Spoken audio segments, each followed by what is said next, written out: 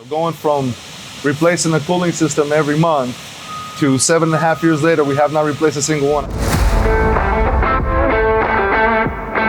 Hi, my name is Flavio Fassi. I'm the CEO of Houston Powder Coaters, and we're in Houston, Texas today. So powder coating presents multiple challenges. The biggest challenge is being able to handle the diversity of the product that we handle on a daily basis.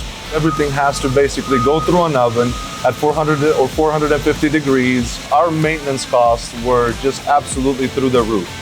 We were having to replace cooling systems on our Toyota forklifts almost on a monthly basis. The cost of replacing a radiator on our previous forklift every month, which was about $978. When we decided to acquire new forklifts, we looked at the C-5.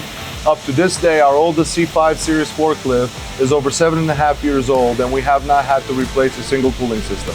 So going from replacing a cooling system every month because of the environment to 7.5 years later, we have not replaced a single one, I think is a testament to the design.